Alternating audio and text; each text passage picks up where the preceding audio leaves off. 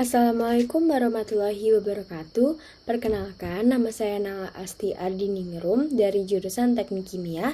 Di sini saya akan mengemukakan pendapat saya mengenai sumber daya alam dan lingkungan dan bagaimana kita mengimplementasikannya dalam kehidupan. Sebelum saya mengemukakan pendapat saya, sebelumnya, sumber daya alam itu adalah segala sesuatu yang berasal dari alam yang dapat digunakan untuk memenuhi kebutuhan hidup manusia. Kemudian, arti lingkungan menurut manusia itu adalah sebagai tempat hidup. Lingkungan menjadi tempat bagi makhluk hidup, baik manusia, hewan, maupun tumbuhan. Kemudian, lingkungan ini adalah sebagai tempat berpijak dan menjadi tempat untuk beraktivitas maupun berinteraksi sehari-hari. Sumber daya alam dan lingkungan ini sangat berarti untuk manusia. Maka dari itu, sumber daya alam dan lingkungan sendiri perlu dijaga. Sebagai mahasiswa, sudah sepatutnya kita mendukung adanya program konservasi yang dilakukan oleh UNES, karena dengan cara itu kita dapat menjaga dan melestarikan sumber daya alam dan lingkungan. Kegiatan yang dilakukan UNES terhadap konservasi ini antara lain adalah penanaman pohon. Penanaman pohon ini dilakukan oleh mahasiswa KKN ataupun mahasiswa baru pada saat masa orientasi, di mana mahasiswa baru pada saat orientasi ini mahasiswa baru pada saat masa orientasi ini adalah melestarikan penghijauan dengan cara menanam pohon.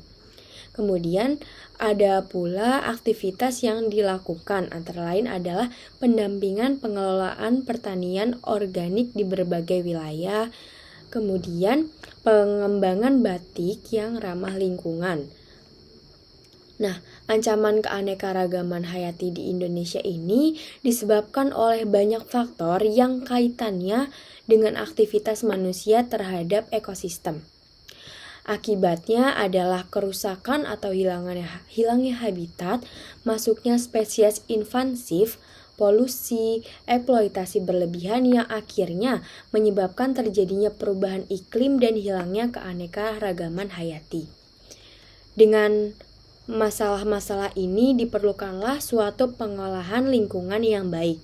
Contoh pengolahan lingkungan yang baik adalah mengadakan arsitektur hijau, di mana arsitektur hijau ini adalah suatu pendekatan perencanaan bangunan yang berusaha untuk meminimalisir berbagai pengaruh membahayakan pada kesehatan manusia di lingkungannya.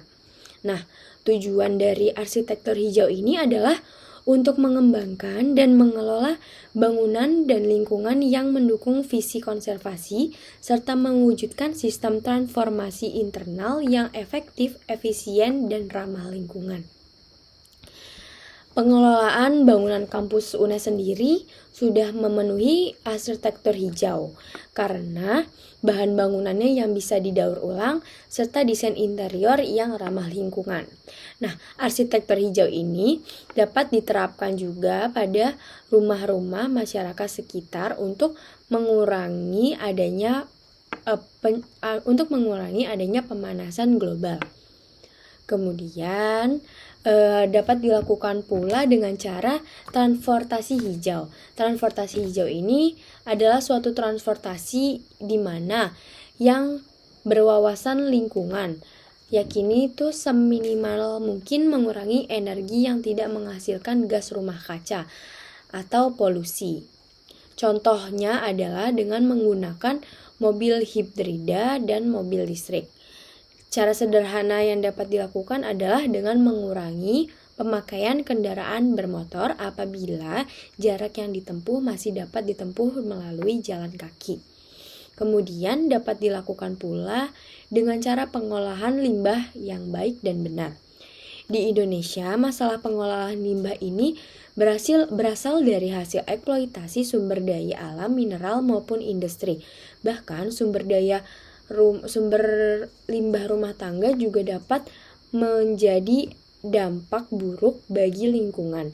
Maka dari itu, pengolahan limbah harus diproses sedemikian rupa sehingga dapat dicerna oleh alam dan tidak berbahaya untuk lingkungan. Demikian pendapat saya mengenai implementasi terkait sumber daya dan lingkungan. Wassalamualaikum warahmatullahi wabarakatuh.